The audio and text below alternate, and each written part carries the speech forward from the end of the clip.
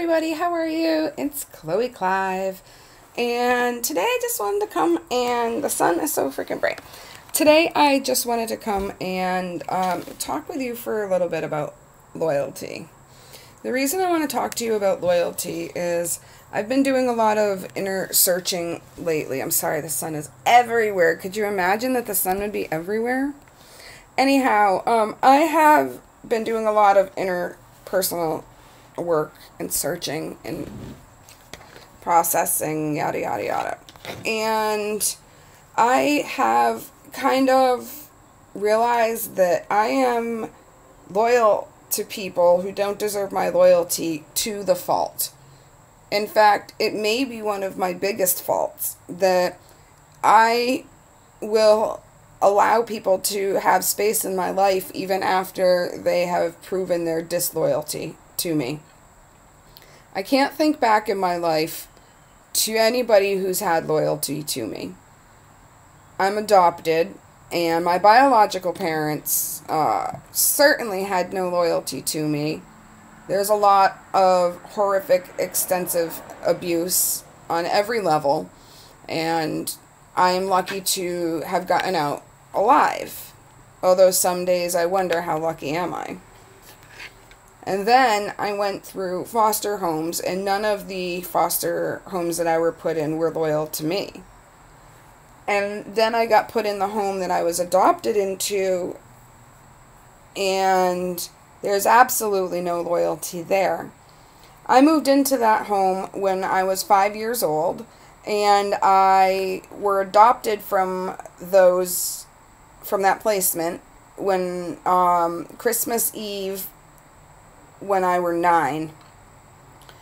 When I were 5, I moved in right before my 6th birthday, and there was a girl who lived up the street, and she was really good friends with my mom. She was 7, and I was turning 6, and we had a birthday party, and she went home for dinner and came back.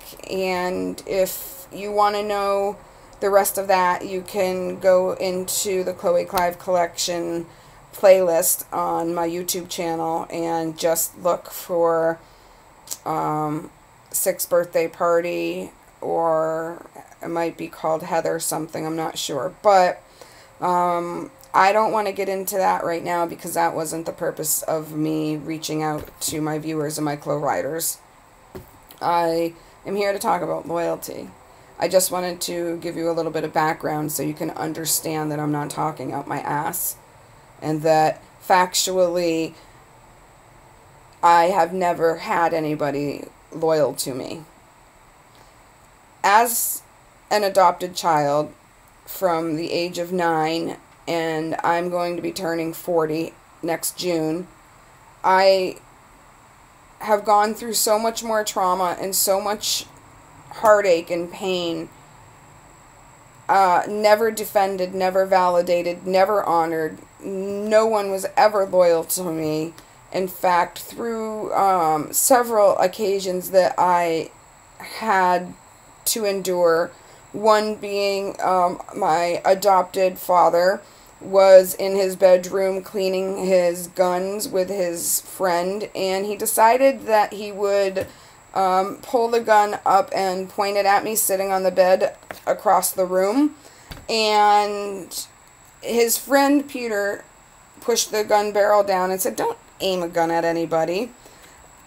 And because my adopted father is who he is, doesn't listen to anybody, thinks the rules don't apply to him, put the gun back up and pulled the trigger, in which a 9mm bullet went right by my ear, nicked the corner of my ear, and then lodged into their headboard that they slept on, and that they still have. Let's see, that was when I was about 8 or 9 years old, and I am 39 now, so 30 years later, they still have it. And the people who clean their house, their cleaning lady, Carrie, has mentioned that they still have it to me several times. We had a Finnish exchange student come over when I first moved in with them, and he came to my house this summer while he was here in the States and told me that they still have that headboard, and in fact that's the bed and the headboard that they were staying in while they stayed with my adopted parents. It doesn't stop there. Obviously, no loyalty there. They never validated the situation. They always tried to rationalize and justify it. Adopted mom will tell me, oh, you don't remember the details correctly. Well, honey, you weren't even in the room. Okay? So don't tell me that you remember the details, because I remember the details. And after that incident, there was just so many more incidences. Don't wear your hair down, you're ugly. Don't gain weight, nobody will want you working for them, no man will want you. Then when I met my husband, I expected protection and loyalty and nothing to be perfect, but for it to be a marriage, love, a relationship on some level. No loyalty there.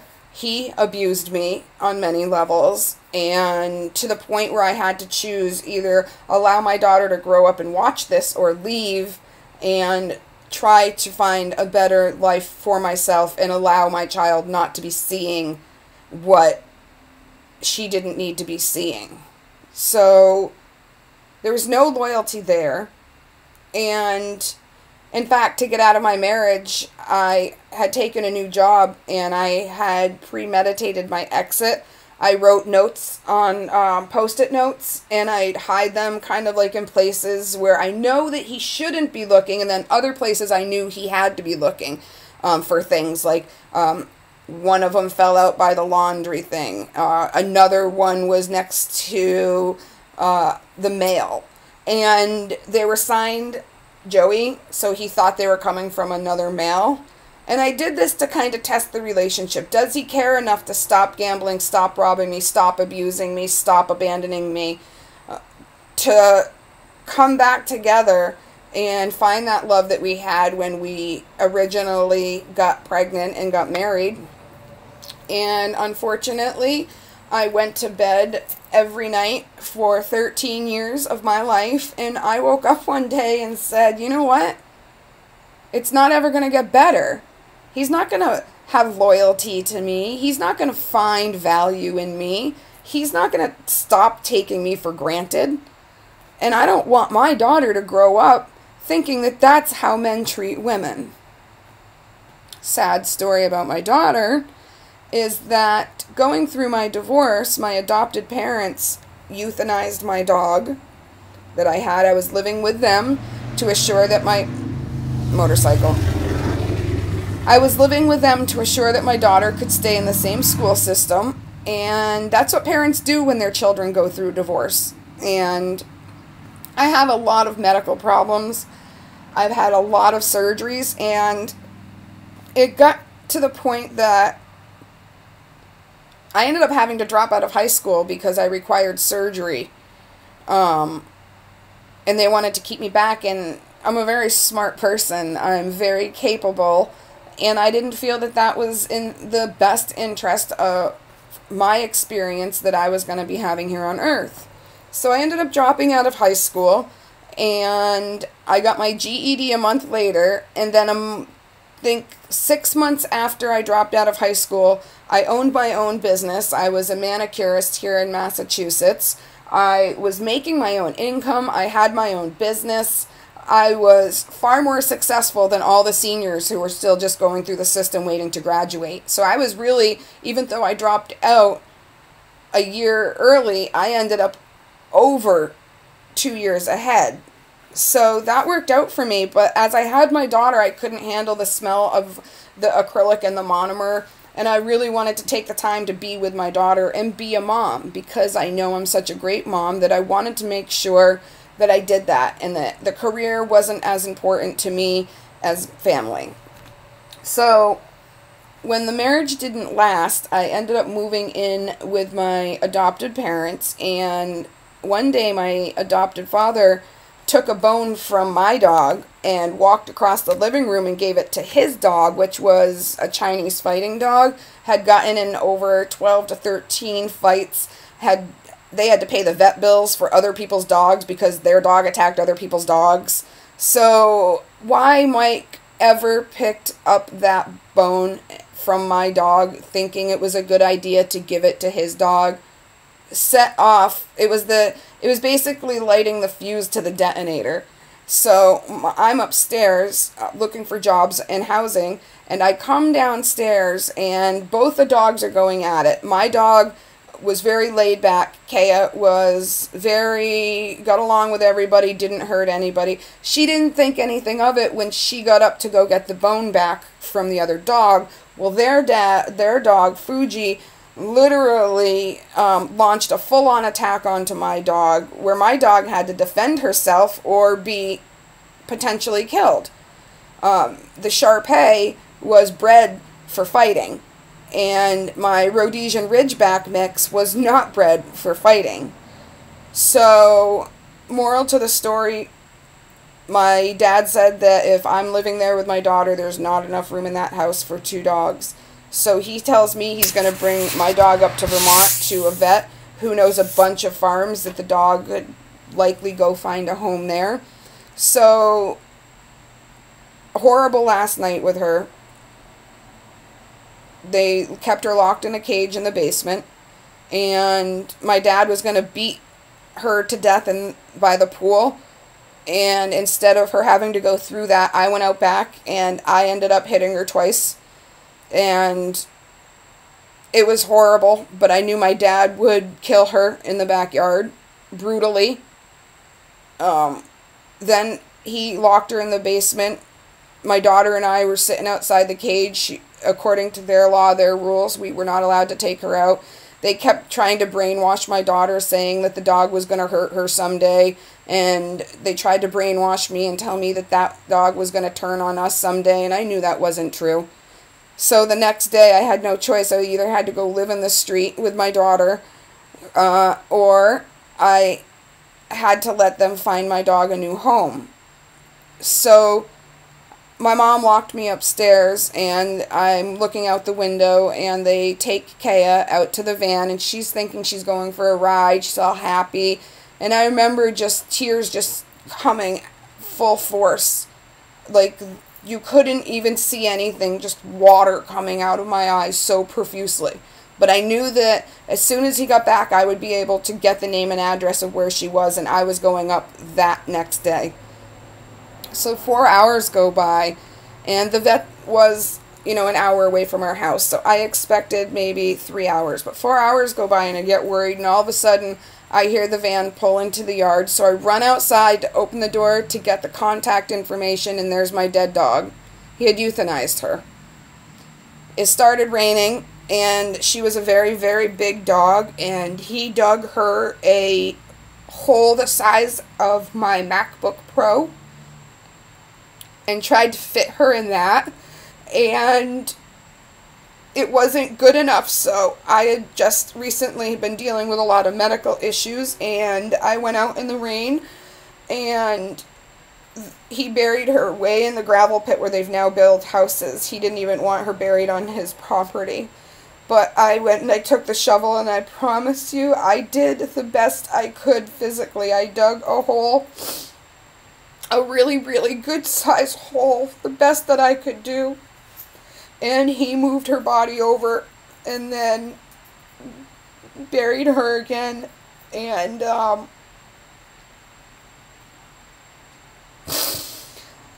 I was so lost. I was going through a really messy divorce.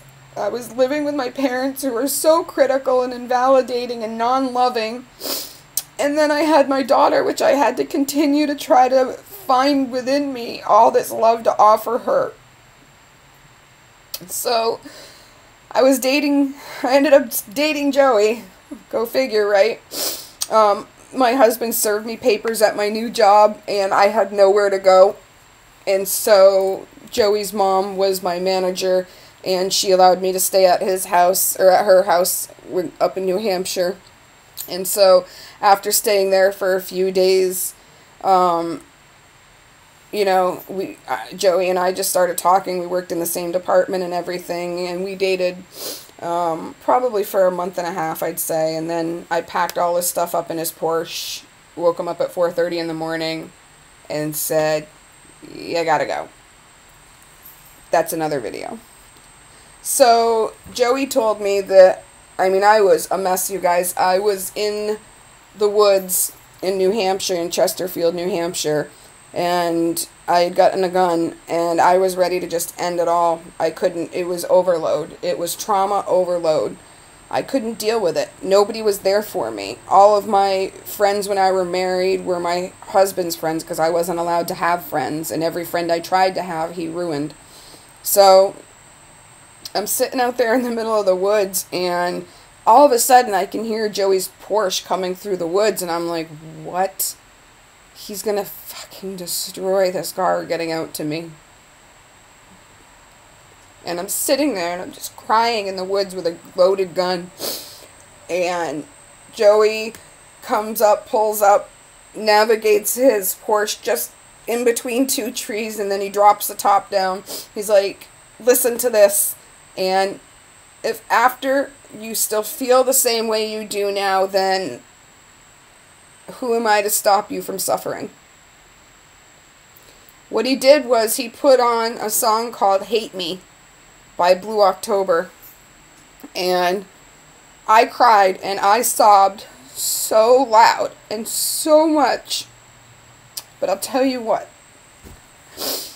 We played that song 38 times in a row, over and over and over and over and over. And by the time the 38th time was over, I did not want to die anymore. I wanted to be there for my daughter, because everybody I would have left her with were scary people. My adopted parents, scary people. Her dad, scary people. So he suggested I get a dog, so I told my parents I was going to get a dog, and that I would live at Joey's mom's house with the dog, and Jenica would have to change schools. But you know what? There comes a time when you have shown so much disloyalty to somebody that they would rather uproot everything in their entire soul and their entire breathing, everything about their life, than to endure potentially more trauma. So they handed me this information about this guy who had dogs. They were Vizslas, and they were too much money. I didn't have that much money. I think they were $2,500. So I looked around and I found Vizsla, which my parents were really excited about. So I thought, this is going to work out good. This is going to help us bond. And I got the Vizsla, and at that time I actually was kind of mending things with my ex-husband. He couldn't believe what my parents did to Kaya. He couldn't believe that my parents murdered her over a fight that they instigated and their dog started.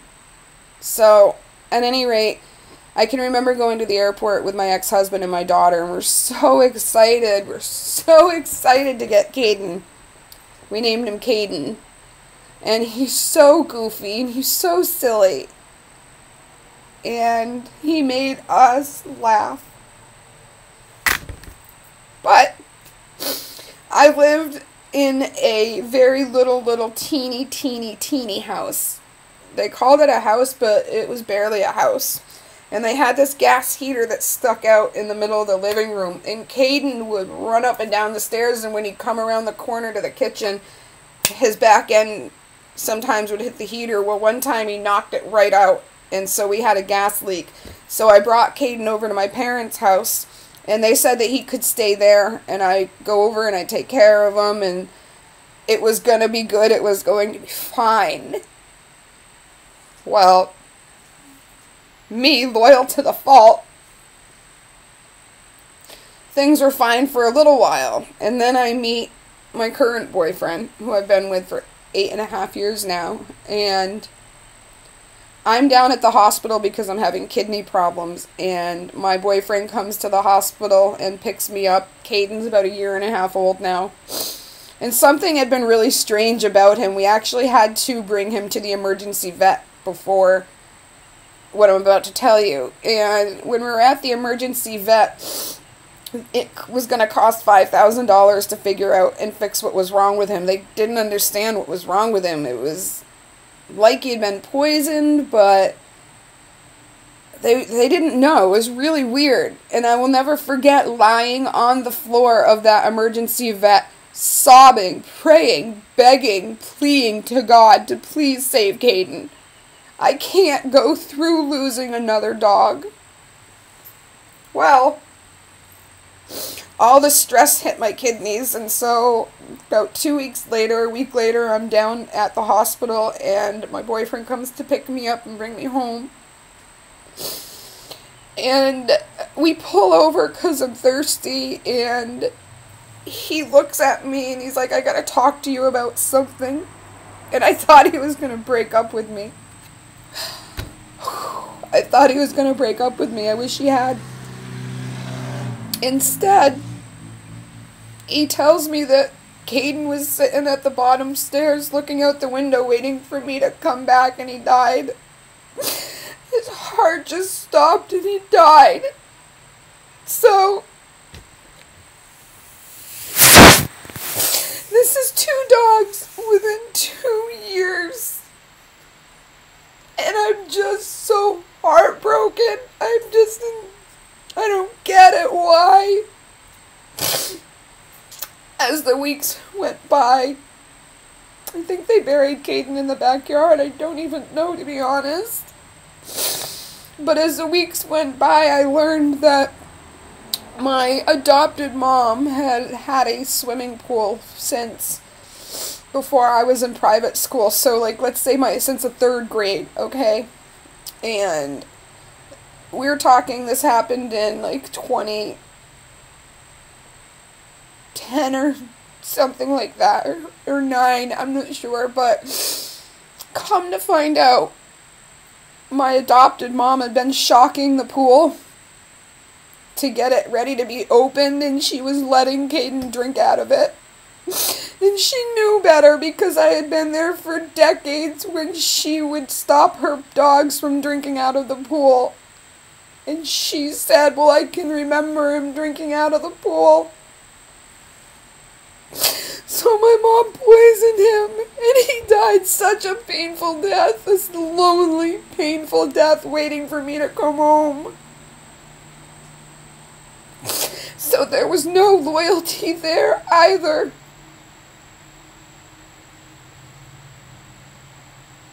I've had friends that use me for money, use me for a place to stay. I have my medical marijuana rights, so don't think that people haven't tried to use me for that too. It's, my daughter, my parents would give my daughter, starting at the age of 14, hundreds of dollars a week in cash, and gave her the brand new iPhone. And when she stayed there, there was no curfew, and they actually let her drive their cars at like 13 and 14 years of age around town. And they ended up getting in her head, and they alienated her from me. They made my daughter hate me. And my daughter doesn't understand that the things that she tells people and that she writes down on paper can be factually proven wrong. Like, she's living in this world that she thinks is true, and it's not even true. There's so much stuff that can be proved with a paper trail. Or, I mean, it's just ridiculous. She's so brainwashed and alienated that she hates me. In fact, in July, and my parents lie and cover for her. She lives there. She's 19 now. And she moved there when she was 15.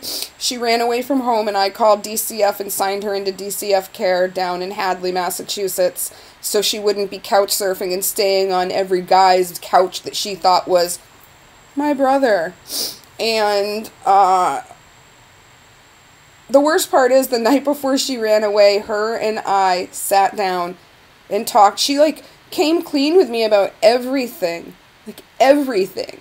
And I told her that I wasn't disappointed in her. I was just disappointed in some of the choices that she were making. And the next morning, she threw me away like trash. And ever since then, she's been very abusive, very strange. Like, we even came back together about a year ago, and it was all on her terms. She would lie to me, verified through my mom and other people, and it never really made sense to me. And all she can keep saying is, you need to get help, you need to get help, you need to get help. Well, I've gotten help.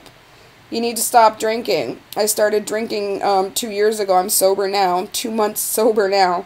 But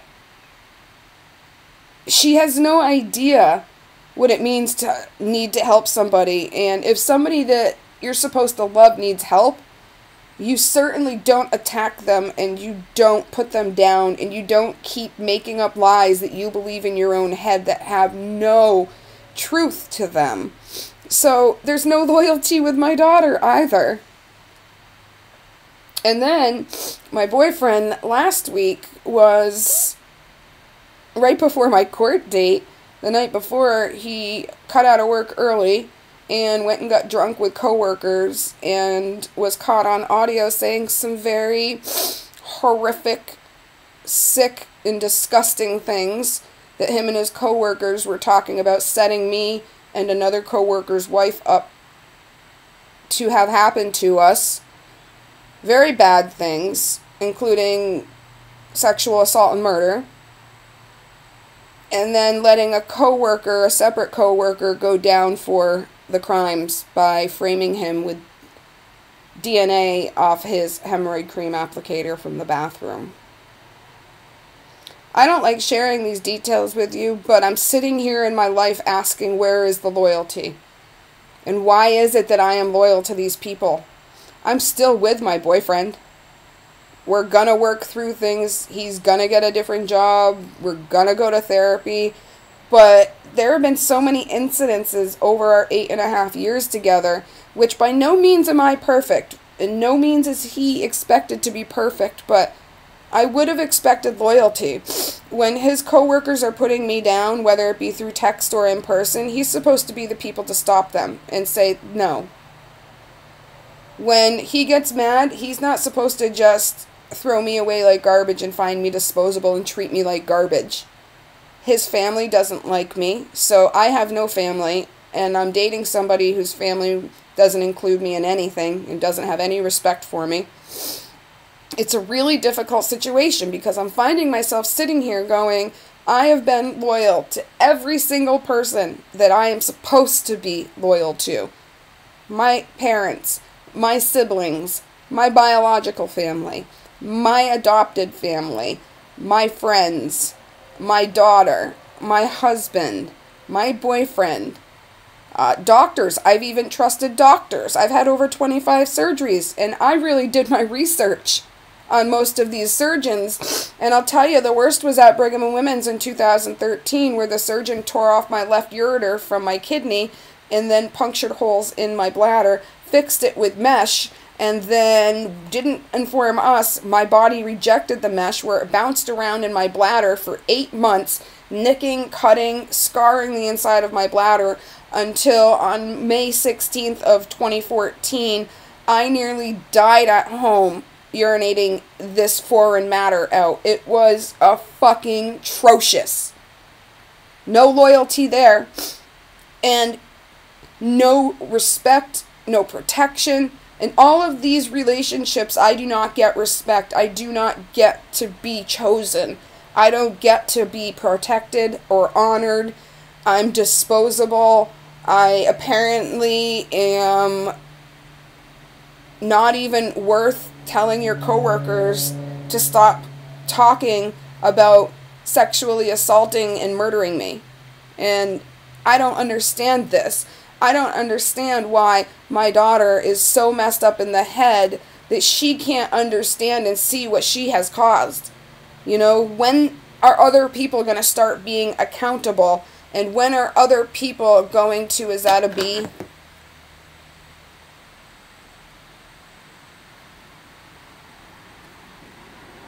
I don't think so.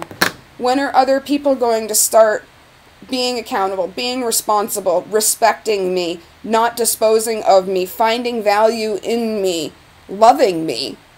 The way that, you know, I have suffered and endured a fucking lot, okay? When does my time come, since I'm turning 40 next year, where I am loved and I am respected and someone does choose me and someone doesn't make excuses and someone doesn't try harder to fix me than they try to fix themselves? When is that going to happen for me? How is that going to happen for me? You know, I've got to honestly think it's probably not going to happen. And I don't know.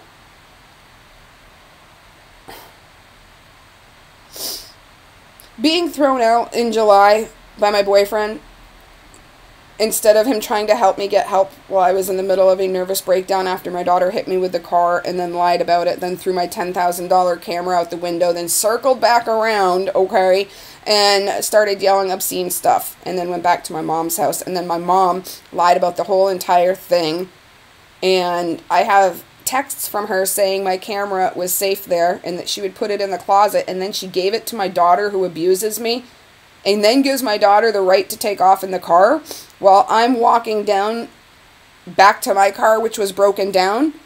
I brought my camera there because I didn't want to leave it in the car, and I sure didn't want to walk through, you know, 2 towns with a $10,000 camera at 10 o'clock at night. So everybody has just fucking screwed me. And I'm not playing the victim. I can give you specific scenarios and incidences and events that have occurred, that I have endured, that I have had to just deal with. And you will see that this is fact. This isn't me feeling sorry for myself. This isn't me fabricating anything. This is me sitting here saying I'm fed the fuck up. Everybody who was supposed to love me, who God placed in my life to love me, has all found me disposable and of no value. They don't choose me. They don't stay with me. They don't do anything but abandon me. My daughter graduated high school this June, and I was texting my mom, like, should I get flowers? She's like, nah, I'd hold off. And I'm like, okay. And I set it up because a couple of people weren't going to be able to make the ceremony, or their grandparents weren't going to be able to make the ceremony, and I wanted to be able to offer those people a way to see their grandchildren or children graduate. Well, I set up and everything, and all of a sudden, my ex-husband's there with his mom, standing right next to me, and they call me a bunch of names and then walk off to the other side of the event. There's about 1,000 people there. And then I see my adopted parents, and they don't wave to me. I keep checking my phone. There was 20 minutes after I was set up before the event started. No communication at all. They shunned me at my daughter's graduation, and my daughter shunned me at her graduation. And then she goes into some part of her brain and thinks that everything is all about her, that there's nobody else to consider. Well, I know I'm a great mom. I know that while her dad was gambling and sleeping around and doing drugs, that I was at home being a mom. I was the mom that everybody would drop their kids off at my house so they could all go party and do everything, and I would be there usually on the weekends with a house full of kids. Where are those people now? Where is their loyalty now? My adopted parents, I have had to cut off this month. My phone number has been changed so that my daughter and my parents cannot contact me. I have blocked them on Facebook and Messenger so they cannot contact me. Sure, they know where I live, but I'm sure they're smart enough not to show up here. I don't have room in my life anymore, and I don't think I ever will have room in my life anymore for these people. When is enough enough? When do I stop being loyal to everybody else and start being loyal to me? When? Should I just wait around for people to find time and find value in me, and after years of them not feeling that way, when the light suddenly clicks, accept it and be there? No. I am not here to be fit into your agenda. I am not here to put on a shelf and to like collect dust and then to be pulled off that shelf when it's good for you. That's not how it goes. If you can't be there for me when I'm going through a hard time, but whether it be on the phone, in text, or on social media, and you have said over the years, I promise I'll be there for you. God, we're such good friends. If anything ever happened, I would be there for you. Well, guess who was there for me in July? One person. One effing person was there in July. And sorry about my nails. I don't know if you can see, but I have painted the underneath of my nails gray and the back's yellow, so it does look a little weird. I don't have crap under my nails. Jamie was the only person who helped coordinate me getting back into my house after 9 days of living on the streets and being solicited for prostitution and watching heroin deals go down and sitting in the 99-degree weather with nothing to fucking drink and no fucking air conditioning and not anybody offering me air conditioning or a cup of water, nothing. So all those people out there, be careful when you tell people you're going to be there for them. Because it's not just when it makes you look good. Sometimes there are people out there and they really are going to actually think you meant that you would be there for them. And when you're not, that makes you very disloyal, very disrespectful, and it's shameful. I've been through it. I know what it feels like. And it has allowed me to move into a position where I treat others as they treat me. So if you respect me, I'm going to respect you. If you don't respect me, I'm not going to respect you. If you're loyal to me, I will be loyal to you. But once you fuck up once, that 3-strike you're out rule I had for my whole life is gone. I don't have the patience, the time. I don't have the resources, and I don't have the ability to be anybody's doormat. Will my boyfriend and I last? I don't know. Stay tuned. Maybe there'll be more about it. Right now, we are just trying to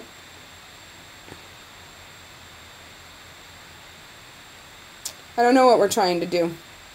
Stay tuned. I'll update you on that as well. I have to go because I have to go pick him up and run errands and get him to a job interview. He does not have his license, and he has not had his license for a good 6 years now, so yeah. I don't know many of you. I've just started here on YouTube. I haven't even been able to get the content that I have on reserve uploaded because life has just been serving me lemons. And when you drink lemonade all the time, it starts to turn your stomach and you find yourself puking up life. So hopefully I'll be able to get better and find people who will be loyal to me. I know for a fact that if my partner and I do not make it, there is nobody else out there who's going to want to be in a relationship with me. And I don't know, to be honest, if I'm marketable or relationship material anymore, because I feel like I've been kicked down and hurt so many times that I don't have that trust anymore. I don't have that little girl inside of me who wants to believe that somebody out there exists who isn't going to want to hurt me or take me for granted or not protect me or, not be loyal to me. I don't feel like there's somebody out there who will be loyal to me, who will protect me, who will honor me, who will choose me, who won't make excuses, who will be there for me when the medicals come around and be there for me when my family keeps abusing and neglecting me. I don't know. I have no idea. I think I can do that for myself, but I'm on Social Security. I'm trying to get a damn job. I'm blowing my health insurance out. It's me getting a job isn't the solution. It's not what's best for me because I will lose my health insurance. I will not be able to go to therapy. I will be exhausted. Sure, I'll have a paycheck and I'll be able to not have to live in a broken blazer or on the streets or be in positions where people are soliciting me for prostitution just so I can get a motel room. And I have to remember those things. I have to remember that that is what happened to me in July, and that is not going to ever happen to me again. I didn't think that would ever happen to me. I thought that some of these people around here locally would care and want to help instead of just throwing blanket statements out there to make themselves look good on social media. And that's it, guys. So that's my spiel on loyalty. And if you have any comments, put them below and I'll check around and get back to you. Thanks for listening, and I hope you're all well. We're going into the weekend, and that's it. Bye!